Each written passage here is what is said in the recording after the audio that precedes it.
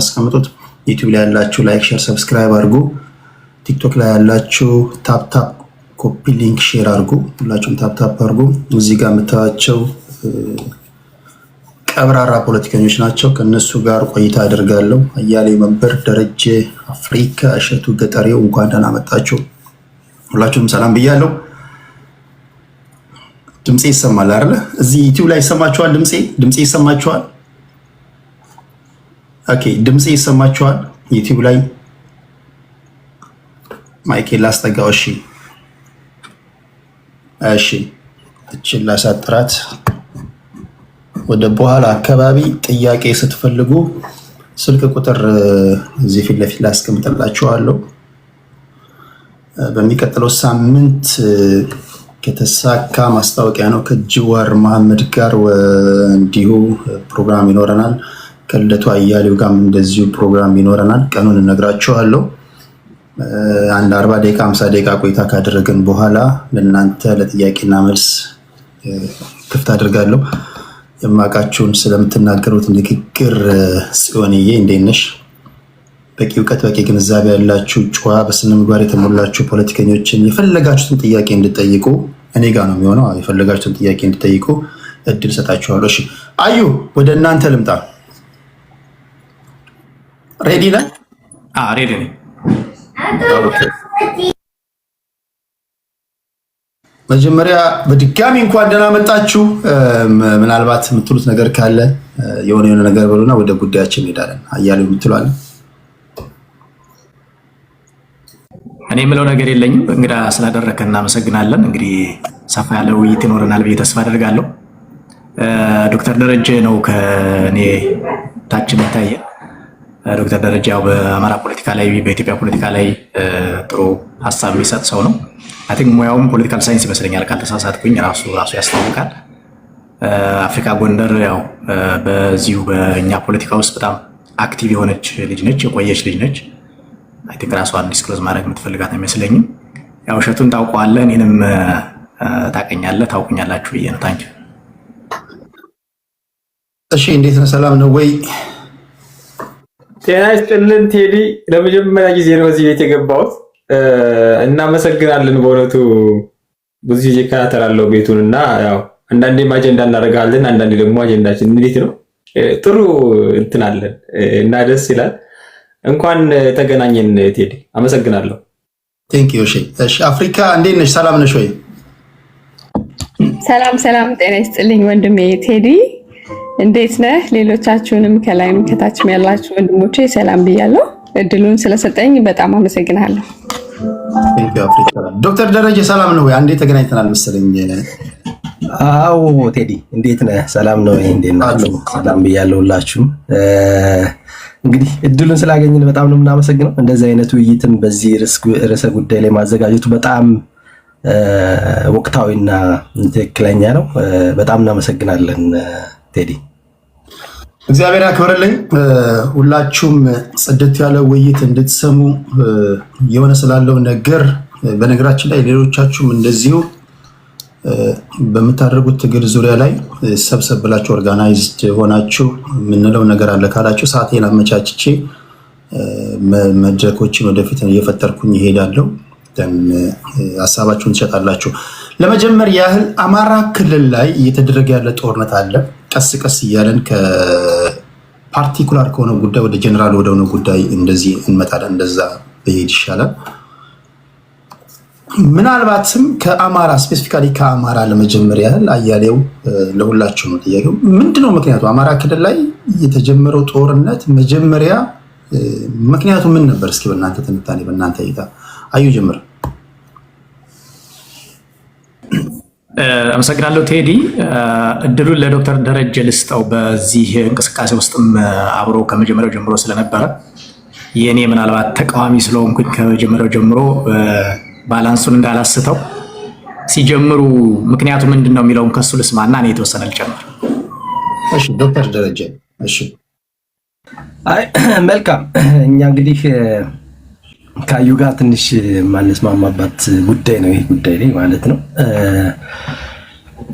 የአማራ ሕዝብ ይህን ትግል ለመጀመር በቂ ምክንያት ከበቂ በላይ የሆነ ምክንያት አለው። ብለን ነው የምናምነው። እሱም ተጨባጭ ነው። በመጀመሪያ ደረጃ ወደ 8 የሚደርሱ ነባር ጥያቄዎች አሉት የአማራ ህዝብ። እነዚህ ነባር ጥያቄዎች በተለይ በ2010 ለውጡ ለማምጣት ከፍተኛ መስዋዕትነት የከፈለው እነዚህ ጥያቄዎች እንዲመለሱ ነው። ምናልባት 8ቱ ጥያቄዎች ሰፋ ያለ ጊዜ እንዳልወስድ በኋላ እንመጣበት ይሆናል። እንደው ትንሽ ዳስ ስለማድረግ ያህል ዝም ብሎ ለመቆም ብቻ ለመጥራት ያክል የመጀመሪያው የወሰንና የማንነት ጉዳዮች ናቸው። የአማራ ህዝብ የርስትና ማንነት ተነጥቋል። ባለፈው ስርዓት በተለይ ህወሓት የበላይነት በነበረበት ስርዓት ርስቴ ማንነቴ ተነጥቋል።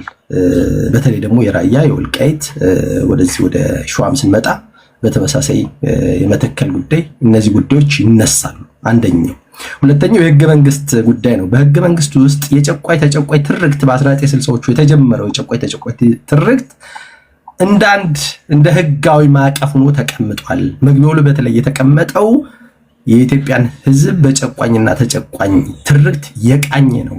ስለዚህ ህገ መንግስት እና ሌሎች ነጥቦች አሉ። አርቲክል 39 የመሬት ባለቤትነት እነሱም አሉ። ስለዚህ ህገ መንግስት ጥያቄ ነው። ሌላው የትርክት ጉዳይ ነው። ትርክቱ በኢትዮጵያ ፖለቲካ የተገነባበት ትርክት የዚሁ 1960ዎቹ የመነጨው ኢትዮጵያ የብሔር ብሔረሰቦች እስር ቤት ናት። አማራ ደግሞ የእስር ቤቱ ዋና አዛዥና ጠባቂ ነው።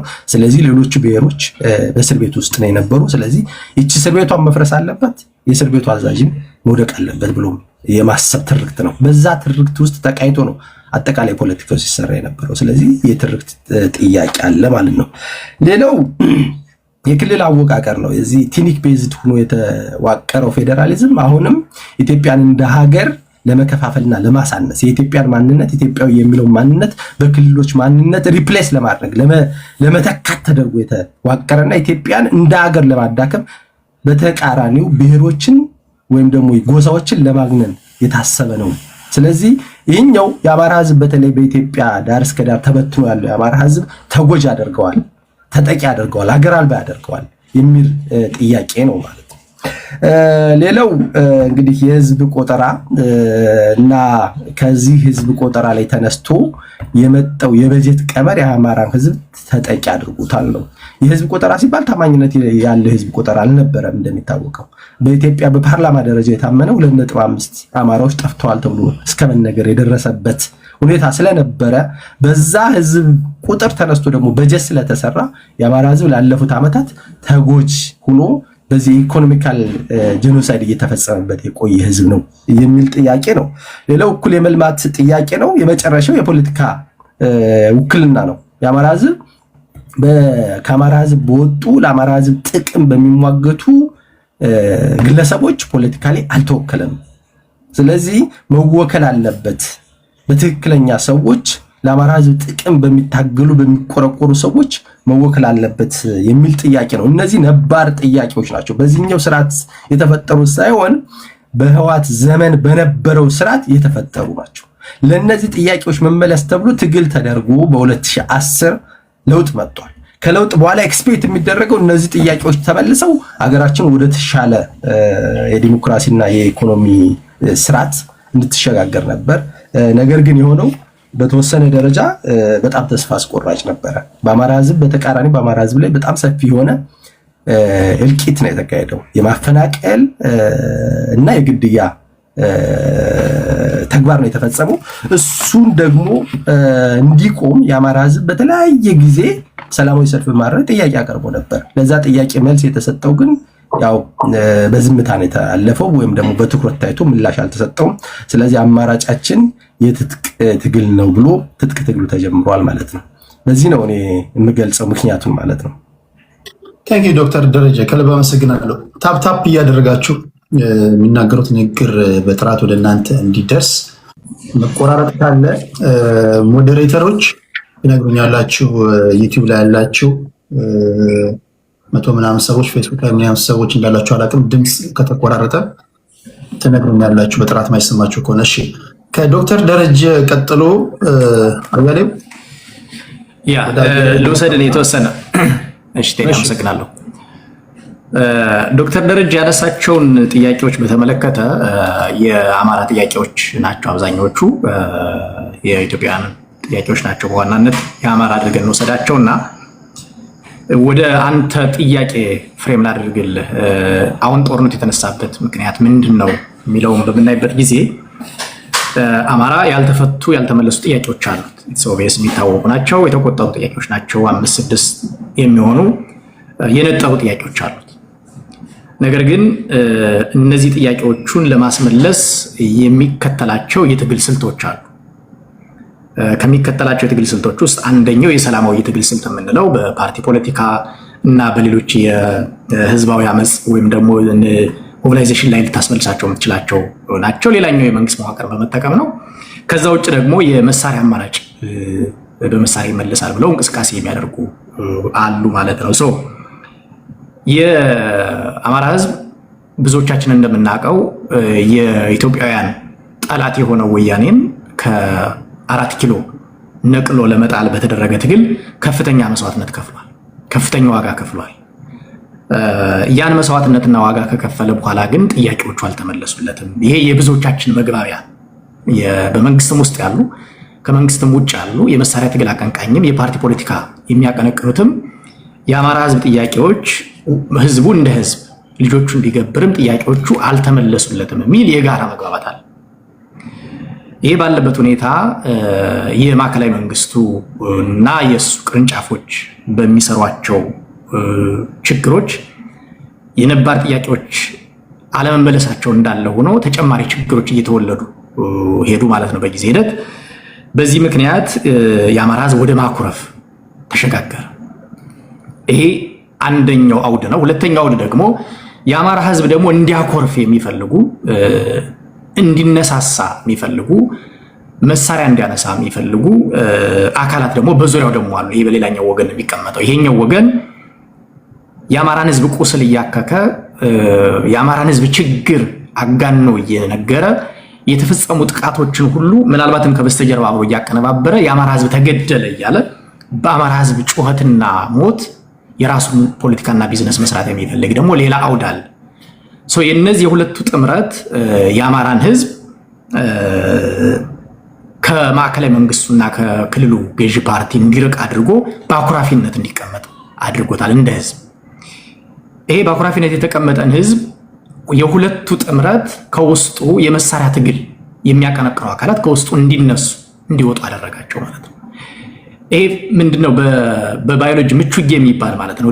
ለሆነ ነገር ፈርታይል ለሆነ ለመራባት ምቹ ሆነለት ማለት ነው። በአማራ ክልል የተነሳው የመሳሪያ ትግል በአንድ በኩል ያደሩ ጥያቄዎች አለመመለሳቸው እንደ ምቹ አጋጣሚ መሆን፣ በሌላ በኩል ደግሞ የአማራን ህዝብ በመግደል በማፈናቀል አማራ ተበደለ በማለት የአማራ ቁስል በማከክ የራሱን ፖለቲካ ማሳካት የሚፈልገው አካል በአማራ ህዝብ ውስጥ መጥቶ በመግባቱ ምክንያት የመሳሪያ ትግል እንዲጀመር አድርጎ በጦርነት ውስጥ እንገኛለን ማለት ነው። በዋናነት ጦርነቱ ወይም የመሳሪያ ትግሉ የተጀመረበትን እኔ ከነ ዶክተር ደረጀና ከነ እሸቱና ከአንዳንዶች ለየት እላለሁ። ጦርነቱ የተጀመረበት ምክንያት በአደሩ የአማራ ጥያቄዎች ምክንያት ነው የሚል ግምገማ የለኝ። እኔ በጊዜያዊና ደራሽ ችግሮች ምክንያት ነው ወደ መሳሪያ ትግል ያደገው የሚል ግምገማ ነው ያለኝ። ለምሳሌ አማራ ወደ አዲስ አበባ መግባት ተከለከለ፣ ትጥቅ ልትፈታ ነው ተባልክ፣ የፕሪቶሪያ ስምምነት ላይ ተካድክ፣ ቤኒሻንጉል ላይ ተገደልክ እና መሰል እነዚህ ደራሽ ችግሮች ናቸው እንጂ መሰረታዊ የአማራ ህዝብ ጥያቄዎች ችግሮች አይደሉም። ዋና ጥያቄዎቹ አይደሉም። የአማራን ህዝብ መሳሪያ እንዲያነሳ ያደረገው ደራሽ ጥያቄዎች ናቸው የሚል ግምገማ አለኝ። በዚህ ላይ ብዙዎች ጋር አሁን እየተቀራረብን ነው የምንገኘው።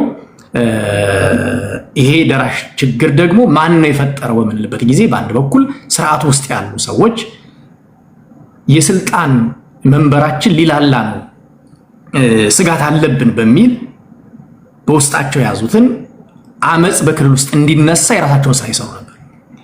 የሀገሪቱን ሀብት የመዘበሩ ትልልቅ ባለሀብቶች ብድር መመለስ አልችል ሲሉ ሀገሪቱ ወደ ቀውስ እንድትገባ ደግሞ ከተበደሩት ገንዘብ የተወሰነውን ወደ ቀውስ ውስጥ ያስገቡ ነበር። የአማራ ህዝብ ከኢትዮጵያውያን ጋር ሆኖ ወግቶኛል፣ አሸንፎኛል የምትለው ወያኔ በራሱ በአማራ ህዝብ ውስጥ የሚምልና የሚገዘት ስብስብ አሰልጥኖ ደግሞ እንዲያኮርፍ መሳሪያ እንዲያነሳ ያግዝ ነበር። እነዚህና መሰሎች እንደምረን ስናያቸው ኢቭን የአማራ ልዩ ኃይልን መፍረስ እዚህ በፊት ነካርየዋል። የሆነ ጊዜ የአማራ ልዩ ኃይል የፈረሰው በማዕከላዊ መንግስት አይደለም። የአማራ ልዩ ኃይል የፈረሰው በአማራ ብልጽግና ነው። ከአማራ ብልጽግና ውስጥ ባለ የአማራን ህዝብ እያቆረቆዘ የአማራን ህዝብ እያዳከመ ለስልጣኔ ስጋት ተፈጥሮብኛል እያለ ህዝቡን እንዲያምጽ የሚያደርግ ስብስብ አለ። ያ ስብስብ ነው ወደዛ የገፈው እያምናለሁ። ስለዚህ በአጠቃላይ የአማራ ህዝብ አሁን መሳሪያ ያነሳበት ያደሩ ችግሮች አሉ፣ ደራሽ ችግሮች አሉ። በመሳሪያ እንድንታገል ያደረገን ግን ደራሽ ችግሮቹ ናቸው የሚል መደምደሚያ ነው ያለኝ። ዶክተር ደረጀን ያስቀደምኩት እሱ ከኔ ለየት ያለ ስለሆነ ሚዛን እንዳለል ብዬ ነው። ቴንክ ዩ አዩ። ከዛ ወደ መሀል እየገባን ሲሪየስ የሆኑ ጥያቄዎችን እያነሳውላቸው እነሱም እየመለሱ እንዲህ እንቀጥላለን። መጨረሻ ላይ እንደሚኖረን ሰዓት እየደወላችሁ ይሄ ስፔሻል የሆነ ፕሮግራም ለነሱ ተብሎ ለነሱ የተያዘ ፕሮግራም ነው። የደወላችሁ አንድ ለሰው የምጠይቁት ጥያቄ ካለ ወደ በኋላ ሰዓቴን አይቼ እንደዛ ማድረግ ይሆናል። መጀመሪያ ግን በደንብ በትህትና እያደመጣችሁ ላላችሁ ልባዊ ምስጋና ይድረሳችሁ። ኮመንት ላይ በኃላፊነት ኮመንት አድርጉ። እኔን ጨምሮ ልቦናችሁ ያሳያችሁን የፈለጋችሁትን እውቀት ይሄ ነው ካላችሁ የፈለጋችሁን የመጽሐፍ መብታችሁ የጠበቀ ነው። እውቀታችሁ ስድብ ከሆነ ስድብ አይደል? እውቀታችሁ ምንድነው? አእምሯችሁ ውስጥ ያለውን ነገር ግን ታፕታፕ እያደረጋችሁ ቢያንስ ለመሳደብ ፕላትፎርም መኖር አለበት። ደስ ያላችሁን የመጽሐፍ መብታችሁ የተጠበቀ ነው። አዩን ከልብ አመሰግናለሁ። ወደ እሼ እመጣለሁ። እሸቱ ተመሳሳይ ጥያቄ ነው። የአንተስ እይታ እንዴት ነው? አንድ የተደግምልኝ ጥያቄውን ቴዲ። አማራ ክልል ላይ እስካሁን አሁን የተካሄደ ያለ አክቲቭ ጦርነት አለ። አጠር ለማድረግ ያህል በዋነኛነት ምክንያቱ ምንድን ነው? ጦርነቱ የተጀመረበት እንዲህ ሁሉም ሰው የሚያውቀው እንትን ነው። በነገራችን ላይ አንተም በደንብ አድርገህ እዚህ በፊትም ስትናገረው ስለሰማው የአማራ ዋናው ኮዙ ነው የሚወስነው እና ጦርነቱ የተጀመረባቸው ምክንያቶች እኔ ከአዩ ትንሽ ለየት እላለሁ። አዩ በራሱ መንገድ የሚገልጻቸው መንገዶች አሉ። እንደኔ ደግሞ ያው ትጥቅ መፍታቱ ላይ ዋናው ኮዙ ነው፣ ትልቁ ጉዳይ ነው። የአማራ ልዩ ኃይል እና አጠቃላይ የአማራ ሚሊሻ የአማራ ፋኖ ጠላትን ድል ካደረገ በኋላ እንዲዋጋለት መንግስት እንዲዋጋለት የፈለገውን ኃይል ድል ካደረገለት በኋላ ዲሚሊታራይዝ ለማድረግ የሞከረበት መንገድ አንዱ ትልቁ ኮዝ ነው። ሌላኛው ጉዳይ በኦርቶዶክስ ቤተክርስቲያን ላይ ይፈጸሙ የነበሩ ግፎች ነበሩ፣ ወይም ደግሞ ይፈጸሙ የነበሩ ወንጀሎች ነበሩ። በተለይ የደብረ ኤልያሱን የምታስታውሱ ከሆነ ዋናው ኮዙ ተብሎ የሚታሰብ አሁን የ3 ዓመት ትግል ምናምን እየተባሉ የሚከበሩት የትግል በዓላት ወይም ደግሞ ብልጽግና ከመጣ በኋላ የተደረጉት ጦርነቶች ዋናው ጉዳይ የደብረ ኤልያሱ ሙቭመንት ነው። ያ ማለት በገዳማት ውስጥ የሚደረጉ የነበሩ አላስፈላጊ የሆኑ እንትኖች ገዳማትን የመድፈር ሂደቶች ነበሩ። መነኮሳትን የማሳደድ መነኮሳት ላይ ወንጀል የመፈጸም ቤተክርስቲያናት ላይ በጾም ሰዓትም አላስፈላጊ በሆኑ ሰዓትም እየሄዱ ከብት የሚያርዱበት መንገድ ነበረ። ያን የሚያደርገው የመከላከያ ሰራዊት ነበረ። በነገራችን ላይ የመጀመሪያው ኦፕሬሽን ደብረ ኤልያስ ላይ ሲሰራ እነ ደረጀ በላይ ነበሩ ያን ኦፕሬሽን የሰሩት፣ የተወሰኑ እነ ብርሃኑ ጁላ የነበሩበት ሰዓት ማለት ነው። ከዛ በኋላ ነው ተቀጣጥሎ የቀጠለው እና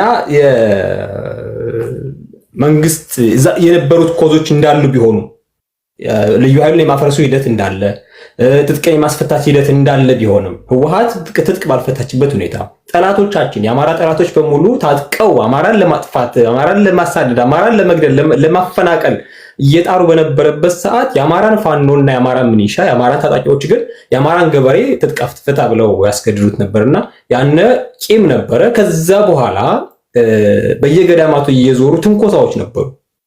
የአማራን ኃይል የመተንኮስ ስራዎች ነበሩና ንቅናቄ ተፈጥሮ ነው የመጀመሪያ ኦፕሬሽን ተሰርቶ ነው ጦርነቱ ተፋፍሞ የቀረው። ማስታወሰው ነው ከማስታወሰው አንፃር ነው በፋኖነት ደረጃ ስለማውቀው ማለት ነውና ያን ነው እኔ ኮዙ ብዬ ማስበው እሱም ብቻ ነው። እሺ ይሄ ጀስት መንደርደሪያ ነው። ወደ ሁለተኛው ዞርም ስለምመጣ በዛ ላይ እንሄዳለን። አፍሪካ ወደ ላይ ከፍል አድርገሽ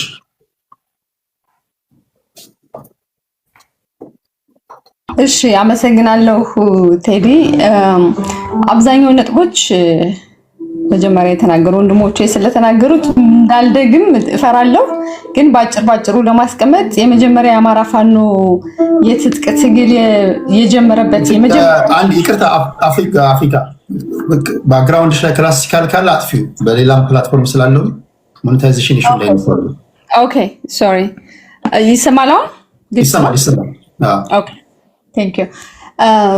ምንድነው የአማራ ፋኖ የትጥቅ ትግል ከመጀመሩ በፊት የአማራ ፋኖ ወደ ፌዴራል መንግስቱ ከመተኮሱ በፊት ከማን ጋር ነበር ሲገጥም የነበረ የሚለውን በትንሹ እንመልከተው። እንግዲህ እንደሚታወቀው ህወሓት የሰሜን ዕዝን ጨፍጭፎ በተወሰነ ሰዓታት ውስጥ ደግሞ ማይካድራ ላይ አሁን ሰባ አርሚ የሚባለው በፊት ሳምሪ የሚባለው ግሩፕ ማለት ነው ጨፍጭፎ በአማራ ህዝብ ላይ አውዳሚ የሆነ ጦርነት የጀመረ ለት ነው የፋኖ ጥይት መተኮስ የጀመረው።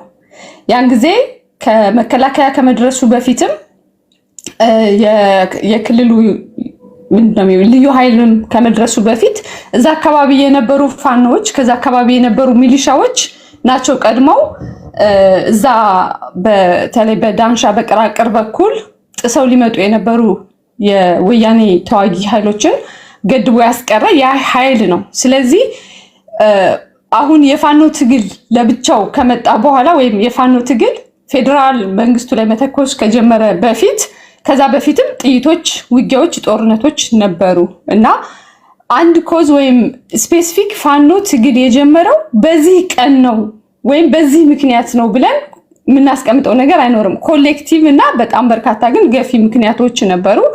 ለምሳሌ በወለጋ ምክንያቱም እኔ ያው ትግሉ ሲጀመር የትግሉ በጣም ቀንደኛ ደጋፊ ነበርኩኝ እና እንደዛ በጣም በሀገሪቱ ላይ ሲደረግ የነበረው ጭፍጨፋ ወለጋ ላይ የሚካሄድ የነበረው ጭፍጨፋ ከወለጋም አልፎ መዲናዋ ላይ ወይም አዲስ አበባ ላይ ሲደረግ የነበረው አትገቡም እንደዚህ በአገራችሁ እንደፈለጋችሁ መንቀሳቀስ አትችሉም ሲባልበት የነበረው ሁኔታ ኢሚዲየት ኮዝ ነበሩ ማለት ኢሚዲየትሊ የሰዎችን ስሜት በጣም ጨምድዶ በመያዝና በጣም የመከፋት ከፍተኛ የሆነ የመገለል በተቃራኒው ደግሞ ይህን ስርዓት መቃወም አለብን፣ በዚህ ሁኔታ እየተገደልን መቀጠል አንችልም የሚሉ ቅድም እንዳልኩ መጀመሪያ ላይ የታጠቁ ወታደሮች ነበሩ፣ ፋኖች ነበሩ። ስለዚህ አዘ ሴም ታይም ይህ ግፊት ባለበት ሁኔታ ደግሞ የፌዴራል መንግስቱ ትጥቅ አስፈታለሁ የሚል ይዘት ያለው ነገር መጣ። ስለዚህ የህልውና ስጋትና ተከታታይ የሆኑ ጭፍጨፋዎች አዘ ሴም ታይም ደግሞ የአማራ ልዩ ኃይሉን አፍርሶ የታጠቁ ኃይሎች ጥያቄያቸው ሳይመለስ የፌዴራል መንግስቱ ትጥቅ ፍቱ የሚል ነገር መጣ።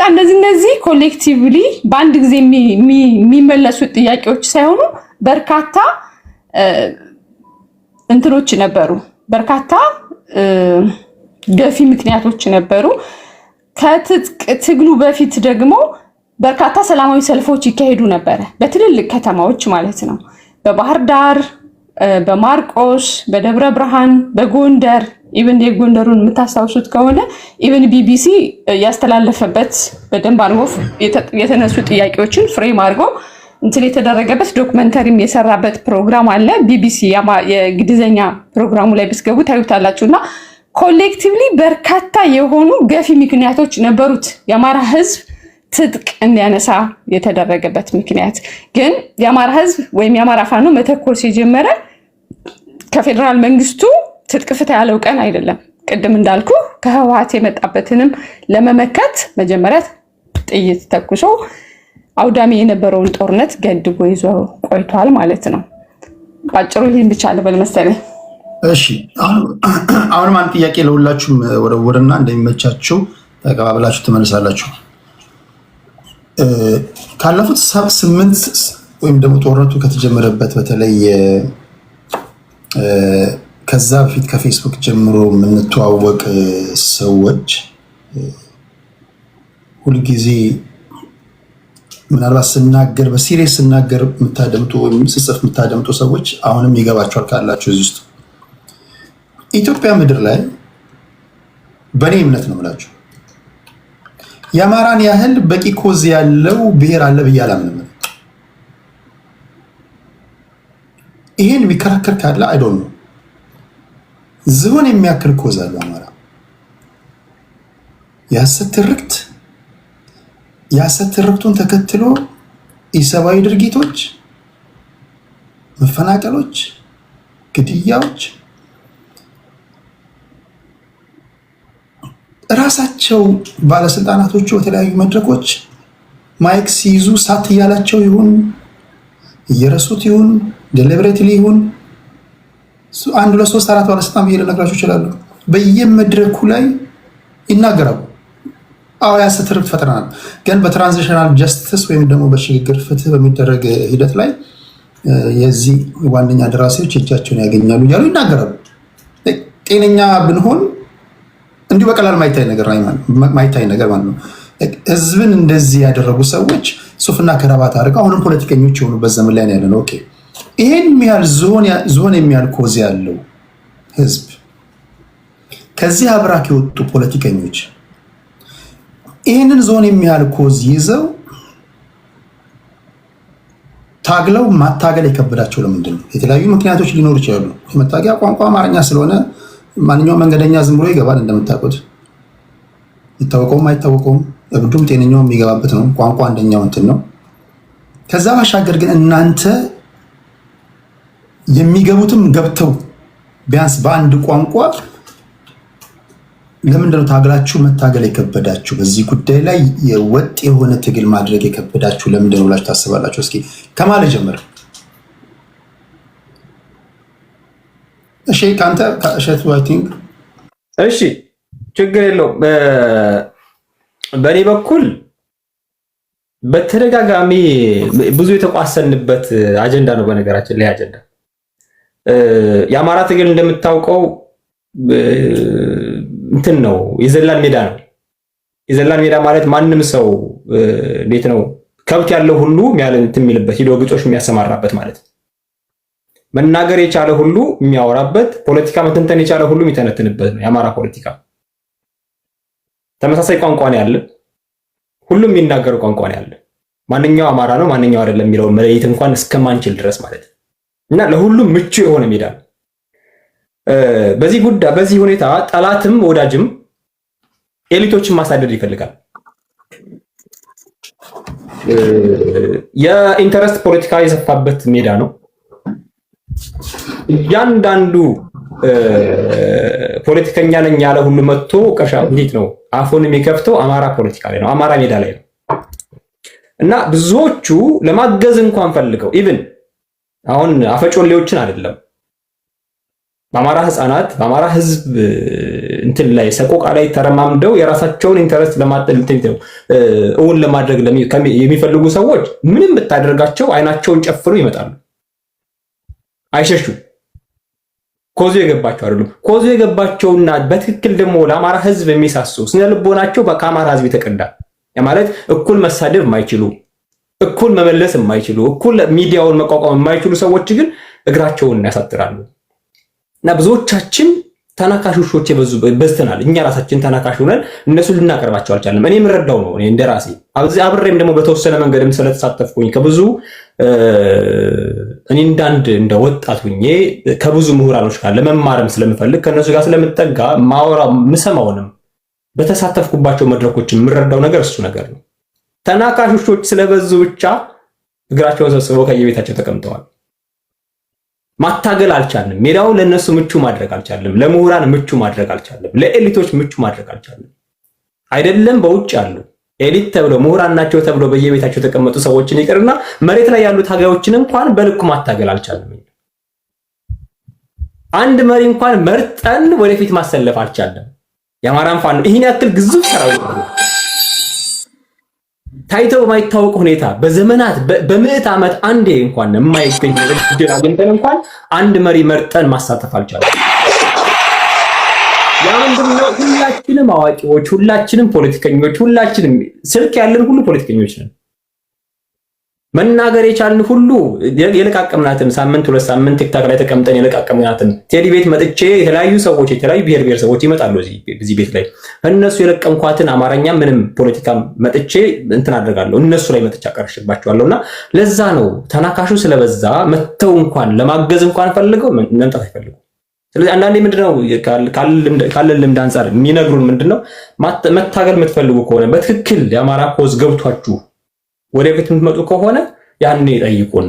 አሁን ላይ ግን ዝግጁ አይደለንም የሚል ምላሽ የሚመልሱላችሁ እናገኛቸዋለን። ከሁሉም ጋር ኮንታክት አለን ከአብዛኛዎቹ ጋር ከምን ወዳቸው ቴዲ አንተ የምታውቃቸው በጣም የሚገራርሙ ፖለቲካ ያላቸው የሚገራርም ብስለት ያላቸው ማስተማር የሚችሉ ስልጠና መስጠት የሚችሉ ወጣቱን እንዴት ነው ኦርጋናይዝ ማድረግ የሚችሉ ብዙ ልጆች አሉ፣ ብዙ ሰዎች አሉ፣ ታላላቆቻችን። እነሱን እንኳን ስናናገራቸው ለምንድን ነው የማታገዙ ስንላቸው በየት በኩል ልምጣ ነው። ስለዚህ የኛ አሰላለፍ ነው ችግር የፈጠረው። ወጣቱ የተማሩትን ከማቅረብ ይልቅ ራሱ የተማረ መስሎ መቅረብ ይፈልጋልና ያ ነው ችግራችን ብዬ ነው የምረዳው። ቴንክ ዩ። እሺ ቀጥሎ መሄድ የሚፈልግ ሰው እጃችሁን መልእክት አሳዩ። ሌላ ጊዜ ቢሆን የተለያዩ ሰዎች ስለሚመጡ በቀደም ተከተል ነው ማስቀምጠው። አዩ እኔ ልቀጥል። ቴዲ አመሰግናለሁ። እሺ በጣም ጥሩ ፖይንት አንስቷል። ተናካሽነታችን ባይዞ ይሄ የኢትዮጵያ ፖለቲካ አንዱ ባህሪ መገለጫው ተናካሽ ነው። በጣም ራሱን ነው የሚበላው። እሱ ቶክሲክ ነው። ኢንቫይሮንመንቱ የፖለቲካ ኢንቫይሮንመንታችን በጣም ቶክሲክ ነው። ስለዚህ ሰዎች በጣም ቆዳቸው ደንዳና ሆኖ ስድብና ዘመቻ ምናልባት ግፋ ካለ ሞትን ጭምር ለመጋፈጥ ዝግጁ ሆነው እስከ መጨረሻው አይዘልቁ። አንደኛው ይጀምረዋል። በጣም ዘመቻ ሲበዛበት ጥሎ ይጠፋል።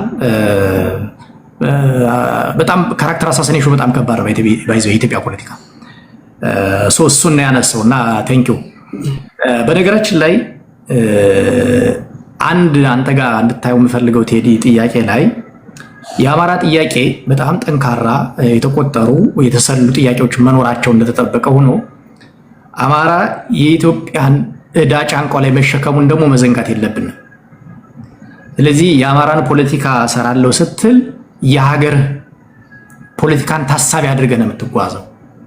ምርር ብለህ ጠርዝ ከሄድክ ኢትዮጵያ የምትባል ሀገርን ደግሞ በውስጥ እያሰብክ ነው የምትጓዘው። ስለዚህ ሁለት ጊዜ አስብ አንድ ጊዜ ቁረጥ የሚባለው ነገር ነው ተሸክመን እየተጓዝን ያለው እና የአማራ ፖለቲካ ላይ የሚሰጡ አስተያየቶች በዚህ እንዲታዩ እፈልጋለሁ። እንደምታውቀው በኢትዮጵያ ሀገረ መንግስት ግንባታ ውስጥ አማራ እንደ ህዝብ ከአማራ ብራክ የወጡ መሪዎች እንደ መሪ ድርሻቸው ቀላል አይደለም። በጣም ብዙ ኮንትሪቢዩሽን አላቸው። ስለዚህ በኢትዮጵያ ፖለቲካ ውስጥ አማራን ወክሎ ፖለቲከኛ የሆነ ሁሉ በሚያደርገው እንቅስቃሴ ውስጥ ሀገሩን ያስቀድማል፣ አባቶቹን ያስቀድማል። በየትኛው መንገድ ብትጓዝ ከአፄ ቴዎድሮስ ፈለግ ፈቀቅ ማድረግ የሚፈልግ አማራ አታገኝም። ከአፄ ምኒልክ ፈለግ መሸሽ የሚፈልግ አማራ አታገኝም። አሁን ያለው የኢትዮጵያ ፖለቲካ ደግሞ የአፄ ቴዎድሮስን የአፄ ምኒልክን የኢትዮጵያ አንድነትና ሉዓላዊነትን የሚያስቀድም ፖለቲካ አይደለም ያለው። ይህ ሰልፊሽነት የተጠናወተው ራስ ወዳድነት፣ እኔነት የተጫነው። ስለዚህ በአማራ ውስጥ እኔነትና እኛነትን ነው ደርቦ እየተጓዘ ያለው። እኔነትንም እኛነትንም ወደ እኔነት ከመጣ የእኛነቱ የጋር ሀገሩ ትፈርስበታለች። የአባቶቹ አደራ አልተሸከመም ማለት ነው። ውግዘት ይደርስበታል፣ በታሪክ ተጠያቂ ይሆናል። ስለዚህ ያንን በአንደኛው ትከሻው ይዞ በሌላኛው ትከሻው የአማራን ጥያቄ ነው እየተጓዘ ያለውና የአማራን ፖለቲካ በምናይበት ጊዜ ልጆቹ ለምንድነው ጥያቄያቸውን መመለስ ያልቻሉት የሚለው ተደራቢ ጥያቄዎች ይዘው ስለሚጓዙ ነው አጭሩ መልስ። ነገር ግን በዚህ ውስጥ የሚነሱ ነገሮች አሉ። የኢትዮጵያ ፖለቲካ ሚዛኑ የሳተ ነው። ሚዛኑ እኛና እነሱ ነው። አማራ እንደ አዘርስ ወር አማራ ቨርሰስ አዘርስ ነው። በየትኛውም አሁን ባለው በ30 እንግዲህ የኢትዮጵያ ፖለቲካ ስል እኔ የማወራው በእኔ ጄኔሬሽን በደረስኩበት ከደርግ በኋላ ያለውን፣ ከዛ በፊት የነበረውን ያው የመገምገም እድሉም አይኖረኝም። ነገር ግን ደርግ ከወደቀ በኋላ ያለው የኢትዮጵያ ፖለቲካ አማራ ቨርሰስ አዘርስ ነው። ስለዚህ የአማራን ጥያቄ ለማስመለስ በምታደርገው ጥረት ውስጥ ቻሌንጅ የሚገጥም ከሌሎችም ጋር፣ ሌሎቹ ደግሞ የተሰበኩት በአማራ ጥላቻ ጭምር የተሰበኩት ህገ መንግስታቸውን ሄደህ ስታነበው አንዳንድ ክልሎች እኮ ያስደነግጣል ማለት ኢትዮጵያ ውስጥ ያለ ህገ መንግስት እንደዚህ ይቀረጻል እንዴ ትላለህ። ግን ደግሞ አትፈርድባቸውም። የተሰበኩትን ነው የጻፉት። የተሰበኩትን አሁን ምክክር ኮሚሽኑ ላይ በጣም በቅርበት ተከታተለው ባይዘው እየተነሳ ያየሁት ነበር። እንዴት አድርገው እኔ ድሬዳዋ ላይ 40 የሚባል መኖሩን ለመጀመሪያ ጊዜ ነው የሰማሁት። ውሸት ነበር የሚመስለኝ። የእውነት ነበር ውሸት ነው የሚመስለኝ እንጂ የተጻፈ ድሬዳዋ ከተማ አስተዳደር ለማስተዳደር 40 ሶማሊያ 40 ኦሮሞ ሌላው የከተማዋ ነዋሪ 20% እንደሚሰጠው በህግ መርቀቁን አላውቅም። ለመጀመሪያ ጊዜ ነው ኢትዮጵያ ውስጥ እንደዚህ አይነት እስር ቤት ውስጥ ነው። ድሬዳዋ ውስጥ አብዛኛው ነዋሪ እንደምታውቀው አማራ ነው። 20% ድርሻ ተሰጥቶት መምራትም አይችልም። ቢኮዝ በ20% ትበለጣል። ስለዚህ በሌሎችም ክልሎች ብትሄድ በቤንሻንጉል ብትሄድ የክልሉ ባለቤት ማን ነው የሚለው ይዘረዝራቸዋል። 5ቱን ብሔረሰቦች። ኦሮሚያ ክልል ብትሄድ 10 ሚሊዮን አማራ አለ። በእነሱም ቁጥር ጭምር ስትወስደው በጣም በርካታው አማራ ኦሮሚያ ክልል ውስጥ አለ። የነዚህን ሁሉ ፖለቲካ በምታስብበት ጊዜ የኦሮሞን ፖለቲካ አስበ፣ የሶማሌን ፖለቲካ አስበ፣ የአፋርን ፖለቲካ አስበ፣ የጋምቤላን የቤኒሻንጉልን አስበ ነው ፖለቲካ የምትሰራው።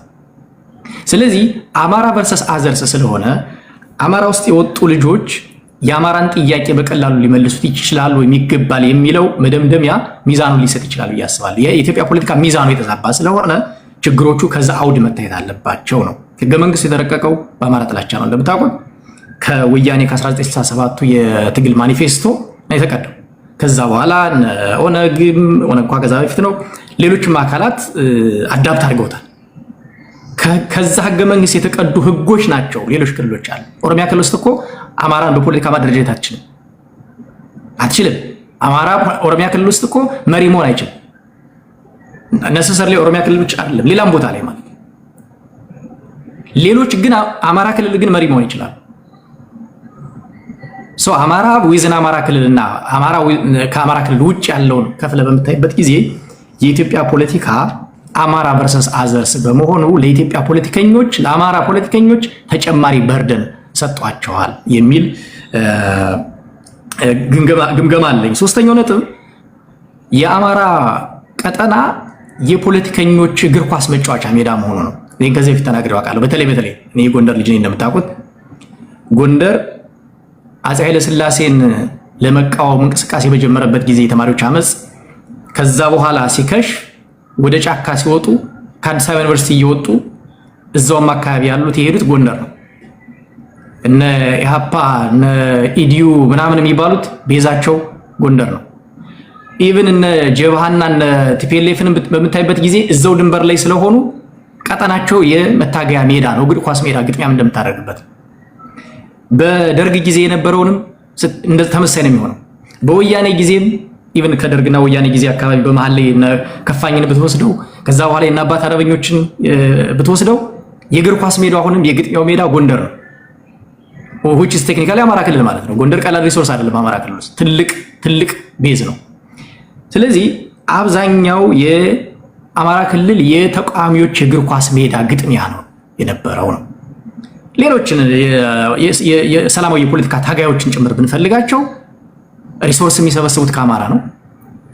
ህዝብ ሞቢላይዝ ማድረግ የሚፈልጉት አማራ ነው። ይሄ የኢትዮጵያ አንድነትም ጭምር ብለን ታስበው ሌላ ቦታ ላይ ደግሞ ሞቢላይዝ ማድረግ አይችሉም። ስለዚህ ምን ይሆናል ማለት ነው? ፍላጎቶቻቸው የበዙ ብዙ አካላት አማራ ክልል ላይ መጣው ይሰባሰባሉ ማለት ነው። በዚህ ምክንያት የአማራን ጥያቄ ያሰባስቡ ወደ አንድ ቋት አስገብቶ በሰላ የመድረክ ትግልም ሆነ በሌላ መንገድ ለማስመለስ አንደኛው ፈተና የሆነው እሱ ነው የሚል ነው። አራተኛ አንድ ማንሳት የምፈልገው ብዙዎች ላይወዱት ይችላሉ። ቋሚ ተቃዋሚነትን እንደ ትግል ስልት መቁጠር አለኝ አካባቢ እየተቃወምክ መኖር የብቁና የምርጥ ዜጋ መለኪያ ተደርጎ ይወሰዳል። ይሄ በተለይ ጎንደር አካባቢ እንደው በደንብ መነገር ያለበት ነው። ስርዓትን እየተቃወምክ ዘላለም መኖር አንተ የብቁ ዜጋ መለኪያ፣ አንተ የምርጥ ዜጋ መለኪያ ነህ ብሎ የመደምደም አይነት ነገር አለ። ከስርዓቱ ውስጥ ሌሎች አንተ እኮ ስለተቃወምክ ያንተን ኮታ እኮ ሌላ ሰው ይሸፍነዋል፣ ይገባበታል። አንተ የተሻሉ ሰዎችን ማቅረብ ስላልቻልክ በደካማ ሰዎች እየተወከልክ አብረህ ትቀጥላለህ። አንተ ግን ቋሚ ተቃዋሚ ሆነ ምናልባት እድሜ ሁሉ አንዳንዶች አሁን ሀገራቸውን ሳያዩ 40 ዓመት 30 ዓመት 50 ዓመት ሆነ ምናምን ሲሉ ሰማቸዋለሁ። በተለያየ ሀገር በቃ ቋሚ ተቃዋሚ በየስርዓቱ በየጊዜው እንደተቃወሙ ነው የሚኖሩት። ይሄ ምን ፈጥሯል? የትውልድ ክፍተት ፈጥሯል። የአስተሳሰብ ክፍተት ፈጥሯል። የፖለቲካል አቅም ክፍተት ፈጥሯል። እንደ አማራም ስታየው ማለት ነው። ስለዚህ እነዚህና መሰል ጉዳዮች የአማራን ጥያቄ በተደራጀ መልኩ ለመመለስ እንዳያስችሉ አድርጓል ብዬ አስባለሁ። ከዛ ባለፈ በስሱ እንዲታይ የምፈልገው መገዳደልን ደግሞ እንደ ትግል ስልት አድርገን ስለምንቆጥረው ነው። ብቅ ሲል በተቃዋሚ ወገን ወይ ስርዓቱ ይገለዋል፣ ብቅ ሲል በመንግስት በኩል ደግሞ ያለውን ተቃዋሚ ይገለዋል። እንደዛ እየተባለ የተሻሉ ሰዎች በየጊዜው እየረገፉ እየደከምነ የምንሄድበት ነገር አለና የአማራ ጥያቄ ውስብስብ ቢሆንም በጣም ብዙ ከአማራ የወጡ ምሁራን ቢኖሩም ጥያቄውን ማስመለስ አልቻሉ። ያላስመለሱበትን ግን እኔ ሙሉ በሙሉ በዜሮ የነሱ ድካም ብቻ አድርጌ ማባዛት አልፈልግም ለማለት ነው። ታንኪ ቴዲ። ቴንኪው አዩ። ማስታወቂያ ልንገራችሁ። የፊታችን ምናልባት ኔክስት ዊክ ቀኑን ነግራችኋለሁ። ከጀዋር መሐመድ እና ከልደቱ አያሌው ጋር ወይም ደግሞ ከሁለት አንዱ ማለት ነው የሚመቻቸውን ሰዓት ነግራችኋለሁ። በቴሌግራም እና በቴዲ ሐዋሳ ቴሌግራም ቻናል ላይ ያላችሁ ቤተሰብ ሁኑ።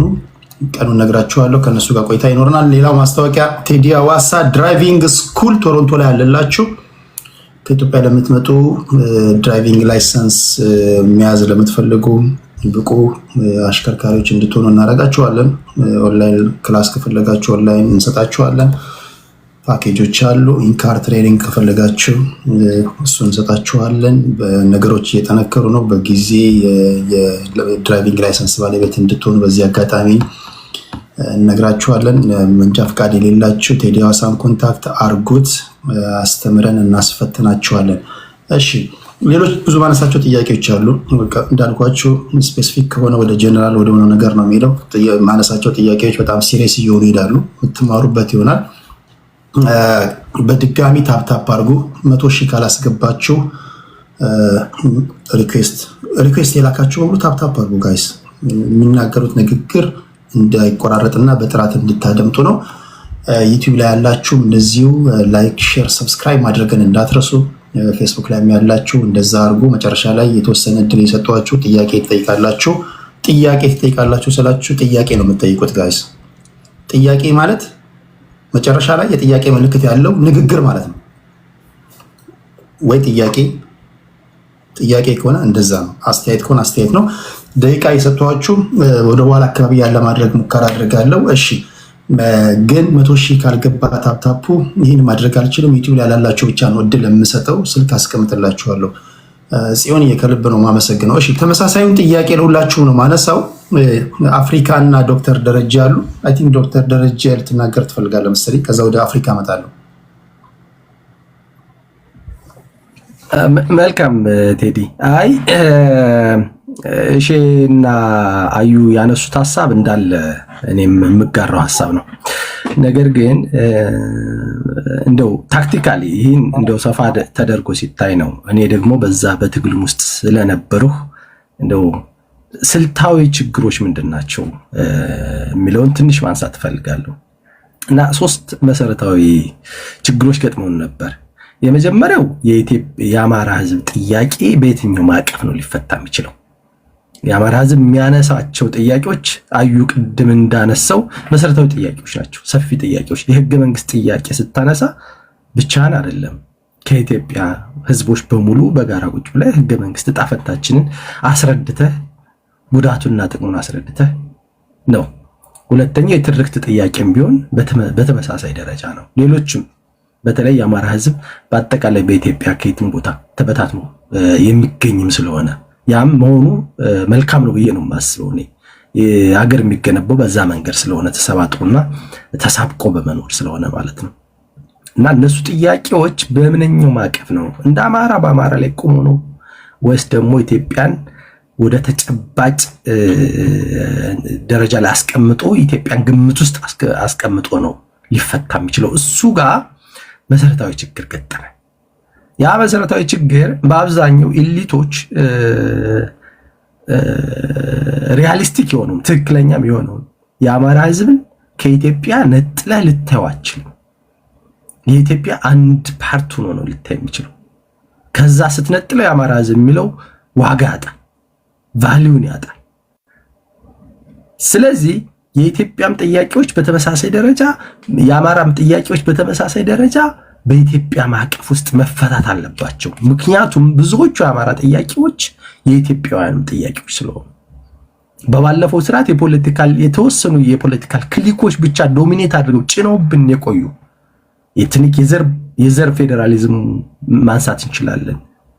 የህገ መንግስቱ የተጨቋኝ ትርክቱን ማንሳት እንችላለን። የተወሰኑ የፖለቲካል ክሊኮች ብቻ ነው የጫኑት እንጂ መላ ህዝቡ በሰላም ተፋቅሮ ተዋዶ ተጋምዶ ተሳስሮ ሰርቶ በልጽጎ በጋራ ነው ማለት የሚፈልገው። ስለዚህ እሱን ግምት ውስጥ አስገብተን የኢትዮጵያን የአማራን ጥያቄዎች በኢትዮጵያ ማዕቀፍ ውስጥ የሀገርን ሉዓላዊነትንና የሀገርን አንድነትን መሰረት አድርጎ መፈታት አለባቸው ብሎ የሚያምነው ቡድን አለ። በአብዛኛው ይልቱ በዛ መንገድ ያምናል። ያን የማይቀበል ግሩፕ ግን ተፈጠረ። እዛ ላይ መስማማት አልቻልንም ማለት ነው። ሌላው ሁለተኛው መሰረታዊ ችግር ምን አይነት አወቃቀር እንከተል ነው። አንደኛው ቶፕ ዳውን አደረጃጀቶችን መስርተን ወደታች እናውርድና በህዝብ ቁጣ የተነሳውን ይህን ኮሌክቲቭ ግሪቫንሱን በአንድ መዋቅር ውስጥ እናስገባውና ይፍሰስ ወደ ግብ እንምረው፣ ወይስ ደግሞ እንደገና ከታች ጀምረን እየሰራን ወደ ላይ እንምጣ የሚሉ የመዋቅር ግንባታ የትግሉን የመምሪያ መስመር ላይ አሁንም ችግር ገጠመ። ከላይ ወደ ታች ያው ተሞከረ። በተለይ ግንባሩ ሞክሮት በእርግጥ የአካሄድ የስልትም ችግር ነበረበትና ፌል አደረገ። ስለዚህ ሊሆን የሚችለው ከታች ወደ ላይ እየሰሩ መምጣት ነበር። እሱ ደግሞ አንድ መሰረታዊ ችግር ቅድም ሼም አያሌውም የጠቀሱት ሁሉም ሰው የገባበት ትግል ስለሆነ ለማጥራት በጣም ጊዜ የሚፈልግ በጣም አድካሚ ነው። ለመስራት ተሞከረ፣ ተሰርቶ ግን መጨረሻ ላይ ሊጠራ አልቻለም ስቲል ማለት ነው። ከዛ ውጭ እነዚህ እና አያሌውና እነሸቱ ያነሱት የዚህ የመናከስ በኢትዮጵያ ፖለቲካ የተለመደው የጥላትነት የማጥቃት የአንድን ሰው ጠንካራ ጎኑንና ሊጠቅም የሚችል ጎኑን ሳይሆን ድክመቱ በእንትን ተበጥሮ በወንፊት ተነፍቶ ድክመቱ ተለይቶ ያችን ድክመት አይቼ ያን ሰውዬ ባጠቀው ይሻላል ተብሎ የሚታሰብበት ፖለቲካ ሆነ። በተለይ እኔ አንዱ የገባንበት ወደዚህ ትግል ቢያንስ ትግሉን ልናገዝ እንችላለን በእውቀታችን በተማርነው ትምህርት ብለን ነው።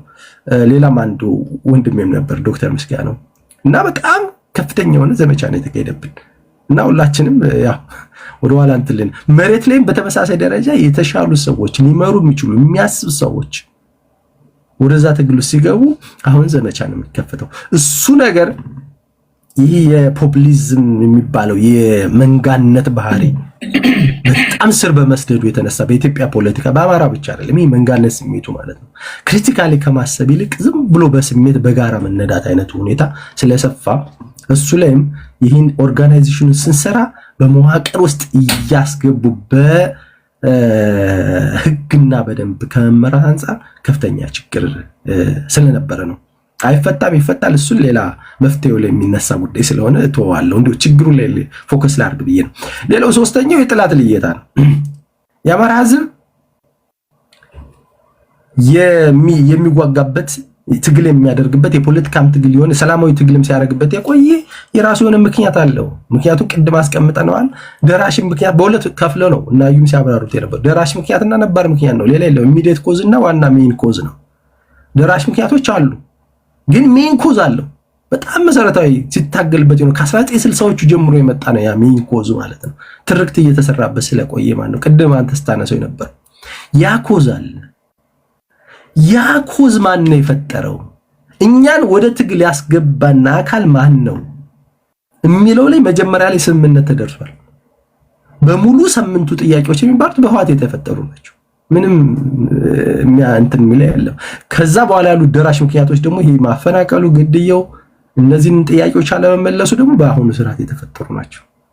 ግን መሰረታዊ ጥያቄዎቹ ስምንቱ ጥያቄዎች ሊመለሱት የሚችሉት ያንኛውን ለይቶ የጥላት ልየታን አይቶ መስራት ሲቻል ብቻ ነው። በዛ ላይ እየቀስ እያለ ሲመጣ ልዩነት እየተፈጠረ መጣ። አንዳንድ ያው በኋላ የምናነሳው ነው አንዳንድ ወገኖች ዋና መታገያ ኮዛችንን ጥለው ጊዜያዊ ስሜትና ጥላቻ በቀል ብቻ የፖለቲካ ግብ አድርገው ፖለቲካ አድርገው በቀል ፖለቲካ አይደለም ኦፍ ኮርስ ጥላቻም ፖለቲካ አይደለም ፖለቲካ የህዝብ ጥቅም ነው ያን ጥለው ወደ በቀልና ወደ ይሄ መንግስት ብቻ መጣል ብቻ ማተኮር ላይ ሆኖ መንግስት ለመጣልማ እኮ 2010 ላይም ተጥሏል መንግስት ለመቀየር ከሆነ እኮ 1983 ላይም ተቀይሯል መንግስት ለመቀየር ከሆነ 1974 ላይም እንደ አውሮፓን አቆጣጠር ተቀይሯል መቀየሩ አይደለም መማር አለብን መቀየሩ ሳይሆን ተቀይሮ ከተቀየረ በኋላ የሚመጣው ስርዓት ምን አይነት ስርዓት ነው የምንገነባው የሚለው ነው መሰረታዊ ጉዳዩ እንጂ ለመቀየር እኮ ሊቢያዎች ጋዳፊን ጥለው ያመጡትን መንግስት እናውቀዋለን እንደዛ አይነት ሀገር ለመፍጠር ከሆነ ትግል ማድረግ ማያስፈልግም የሚል እዛ ላይ ልዩነት ስላለ እነዚህ መሰረታዊ ልዩነቶች ስላሉ በእነዚህ የተነሳ ነው አሁንም ስቲል ይሄ ያልጠራው ነገር የሚታየው የሚል ሐሳብን ለመጨመር ፈልጌ ነው ቴዲ አመሰግናለሁ ከልብ አመሰግናለሁ ዶክተር ደረጀ ወደ አፍሪካ እመጣለሁ ታፕ አድርጉ ሌሎቻችሁ እሺ አፍሪካ እሺ አመሰግናለሁ ቴዲ ምናልባት እነሱ ከተናገሩት ጋር ተመሳሳይ ሐሳብ ሊኖረኝ ይችላል ጥያቄ እንደገባኝ ከሆነ በተለይ ደግሞ የአማራ ኮዝ በጣም ጠንካራ ሆኖ ያሉ እንዴት በተቀናጀና በተደራጀ ሁኔታ ትግሉን ማስቀጠል አልቻለም እና የተሻለ ሊደርሺፕ እንዴት ማምጣት አልቻለም ይመስለኛል ትንሽ ወደ ኋላ መለስ ብለን ያለውን ለምን የሚለውን ጥያቄ ለመመለስ በተለይ ከ1966 ዓመተ ምህረት በኋላ የአፄ ኃይለ ሥላሴ ውድቀት በሰዓቱ ከፍተኛ የሆነ ትግል ይደረግ ነበር የተማሪዎች ትግል ነበረ በዛ ትግል መሃል አንድ የተሰራ ታሪካዊ ወይም ትርክት ምንለው ማለት ነው ይሄ አይዲዮሎጂካል ታርጌት የተደረገ ናሬሽን ተሰርቷል በተበዳይ የሆነውና በዳይ የሆነውን አካል ከመለየት ይልቅ መለው የአማራ ህዝብ የስርዓቱ ተጠቃሚ እንደሆነ ተደርጎ ተስሏል ከ1990ዎቹ የተማሪዎች እንቅስቃሴ ጀምሮ የመጣው ይሄ የግራ ዘመም የብሔር ፖለቲካ አስተሳሰብ በራሱ ኢትዮጵያ የብሔር ብሔረሰቦች ወይም የብሔሮች እስር ቤት ናት የሚለው አመለካከት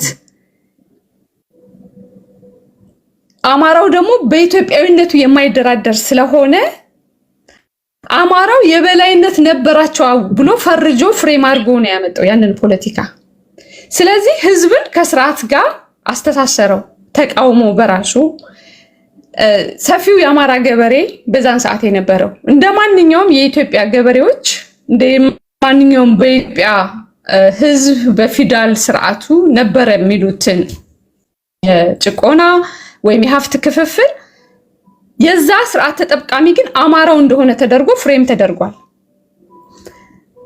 ይህ ፍሬም የተደረገበት ዋነኛው ምክንያት ደግሞ የብሔር ፖለቲከኞቹ የስርዓቱን በደል ሙሉ ለሙሉ ጠቅልለው ለማንሰጡት ለአማራ ህዝብ ሰጡት ማለት ነው ይህ አንድ መነሻ ምክንያት ነው ትርክቱ ልክ ህዝቡን አሁን እስካሁን ላለንበት ላለፉት 50 ምናምን አመታት ሊትራሊ ወደ 52 አመት ለሚሆን አሁን ድረስ ላለንበት የአማራ ህዝብ ወይም የአማራ የፖለቲካም የኢኮኖሚም መገፋት ትልቅ ምክንያት ሆኖ ቀርቧል ወይም እንደ ትልቅ ገፊ ምክንያት ሆኗል ማለት ነው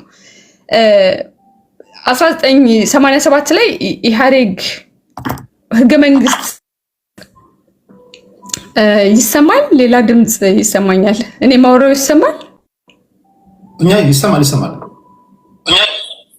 ኦኬ 1987 ላይ የኢህአዴግ መንግስት ህገ መንግስት ሲቀርጽ አማራውን 100% ያገለለ ነበር ምክንያቱም ኮሌክቲቭሊ በደርግ ስርዓትም ጊዜ ይዘውት የመጡት በደርግ ስርዓት እንደሚታወቀው በርካታ የአማራ ኢሊቶችን ጭንቅላት መጥቶ ነው የመታው በርካታዎችን የ66ቶቹን ግድያ ማንሳት እንችላለን በዛን ሰዓት የተገደሉ አብዛኞቹ የአማራ ተወላጅም በኢትዮጵያነታቸው የማይደራደሩ የሌላ ብሔር ተወላጅም ናቸው ስለዚህ እነሱ ሲያደርጉት የነበረው የፖለቲካ እንቅስቃሴ ኮሌክቲቭሊ ከሀገር ምስረታው ኢትዮጵያ ከተሰራችበት ስሪት ጋር ተመሳሳይ የሆነ አይዲዮሎጂ ያለው የፖለቲካ ርዕዮተ ዓለም ነበር የሚከተሉት።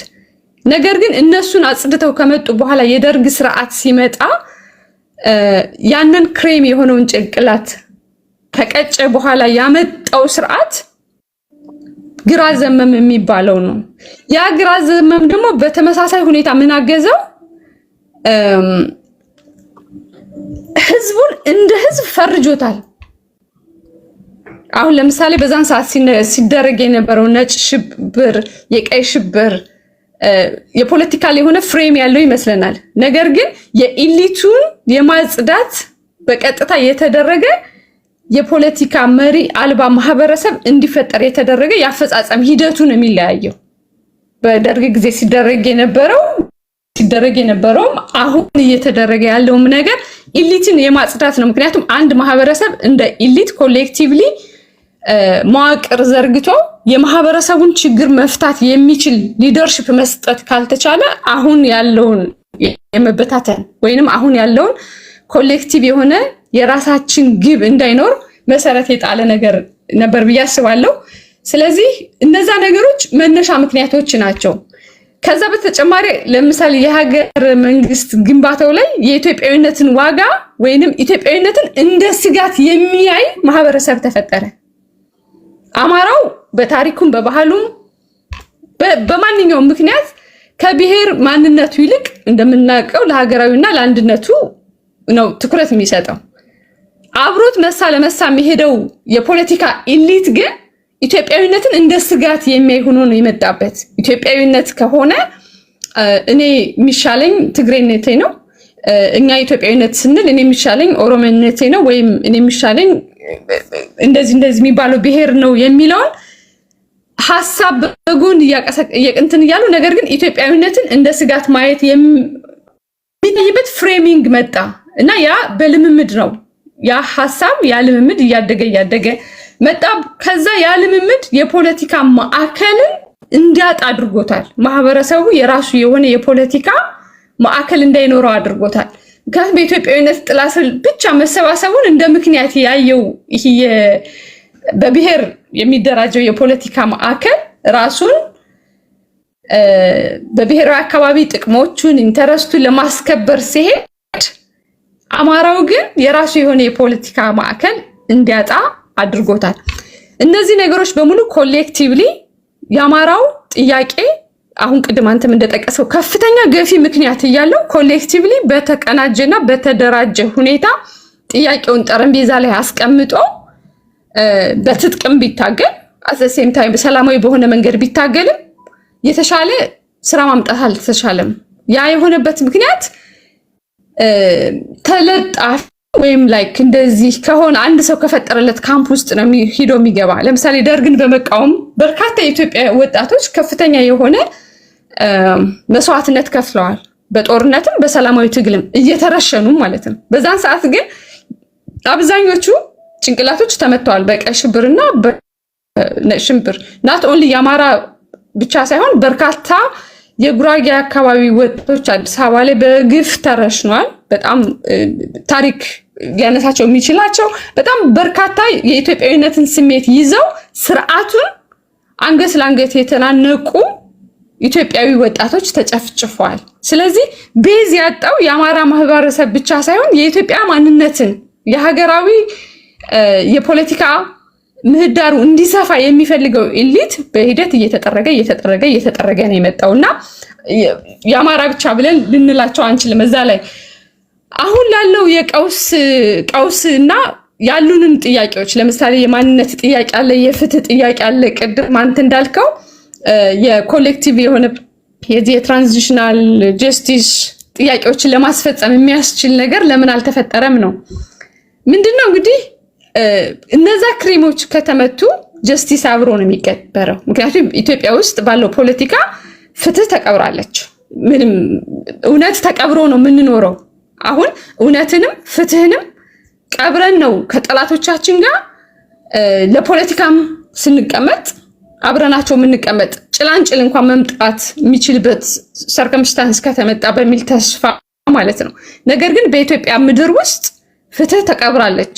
በኢትዮጵያ ምድር ውስጥ ፍትህ የተቀበረችው እነዛን የመሰሉ ክሬም ጭንቅላቶች ኮሌክቲቭሊ በአንድ ቀን ተረሽነው ምንም አይነት ጀስቲስ ሳይሰጥ የቀረለት ነው። አሁን ድረስ በየአቅጣጫው የሚገደለው አማራ፣ አሁን ድረስ በየአቅጣጫው የሚገደለው ኦርቶዶክስ፣ በማንነቱ ተለይቶ የሚገደለው ማንኛውም ማህበረሰብ ከትናንትና የመጣ ነው። ስለዚህ አሁን ነፍጥ ያነሱ ልጆች እኛ የምንታገለው አገዛዙ ነው ይላል። አይ እኛ አገዛዙ አይደለም መታገል ካለብን ስርዓቱን ነው መለወጥ ያለብን። አንድ አይነት የሆነ ተመሳሳይ የሆነ ፍትሃዊነት ሊያመጣ የሚችል ኢትዮጵያዊ እንደ ሀገሩ በነፃነቱ መቀጠል የሚችለው ስርዓቱ ነው መታገል ያለብን፣ ስርዓቱን ነው መጣል ያለብን ነው ኮሌክቲቭሊ ሁላችንም የምንታገልበት ምክንያት ነው ብለን ወንድሞቻችን በዛ ልክም ሳፖርት ስናደርግ የነበረ በኋላ እንመጣበታለን። አገዛዙና ስርዓቱ የሚለውን በዚህ ሁኔታ ለምሳሌ በአዴን ሲመጣ ኢህዴን የሚባል ተላላኪ ድርጅት ነው ይዞ የመጣ። ቅድም ወንድም አያሌው እየጠቀሰው ነበር። በተወሰነ መንገድ ይዘውት የመጡት ልጆች ከደርግ ስደት የተረፉ ከደርግ መረሸን የተረፉ ናቸው አይደል? ወደ አሲምባ እንደዚህ ተሰባስበው ከወያኔ ታጣቂዎች ጋር እንትን ብለው ግንባር ፈጥረው ምናምን ነው የመጡት። ያ ማለት ኢህአዴግ ወይም ራሱን ኢህአዴግ ብሎ የጠራው በእርግጥ በኋላ ነው። በዛን ሰዓት የነበሩ የወያኔ ታጋዮች ባስቀመጡላቸው የባርነት ስታንዳርድ ተላላኪዎቹን መርጠው ነው ያመጧቸው። ይህን ብትሸከም፣ ይህን ብታረግ፣ ይህን ብታስፈጽም፣ ይህን ትበላለህ፣ ይህን ትለብሳለህ፣ ይህን ትጠጣለህ ተብሎ ታዛዥ የሆኑ የሞራል ቫልዩ የሌላቸው የማህበረሰብን ጥያቄ አምጥተው ማህበረሰቡን በፖለቲካ ተሳታፊ ማድረግ የሚችሉና ጥያቄዎቻቸውን ማስመጣት የሚችሉ ሰዎችን ማስመጣት እንዳይችሉ ተደርጎ ክሬት ተደረገ በአዴን የሚባለው። በዛን ሰዓት በአዴን አንደኛ ህዝቡን አደራጅቶ ህዝባዊ ጥያቄዎችን ማስመለስ አልቻለም። የህገ መንግስት ስርዓቱ ወይም ህገ መንግስቱ ራሱ ሲጻፍ ተሳታፊ አልነበረም። ተሳታፊ ቢሆንም ቅድም ባልኩ ግለሰቦች የተላላኪነት ሚና ውጭ የሌላቸው በጣም ደካማ ሰዎች ናቸው። ምክንያቱም ኮሌክቲቭሊ የነበረው ሊደርሺፕ ከመመታቱ አልበቃ ብሎ በሰዓቱ ደግሞ የነበሩት ሰዎች ተመርጠው ተላላኪ የነበሩ ሰዎች ናቸው እንዲገቡ የተደረጉ። ከውስጥ የታገሉ ከውስጥ በርካታ የሆነ ለውጥ ማምጣት የሚችሉ ሰዎች ደግሞ ይወጣሉ። ማለት በአዴን ስለነበሩ ብቻ ሁሉም የግርድና ወይም የዚህ የመላላክ ሮል ብቻ ነበራቸው ማለት አይቻልም። አንድ ካምፕ ውስጥ ስለነበሩ መታገል የሚችሉ ሰዎች ደግሞ በሰዓቱ እየተመረጡ በአንድም በሌላም መንገድ ያላቸውን አቅም እንዳይጠቀሙ ተደርጓል፣ ወይም ተሰደዋል፣ ወይ ከፖለቲካል ምህዳሩ ተጠርገው ወጥተዋል ማለት ነው። ስለዚህ ያለንን በቂ ኮዝ እያለው አማራ ያለንን ኮዝ በተደራጀ የሊደርሺፕ ስርዓት የፍትህ ስርዓትን ማምጣት ያልተቻለበት በርካታ ኮሌክቲቭ የሆኑ ችግሮች ስላሉት ነው ብዬ እላለሁ። ቴዲ አመሰግናለሁ።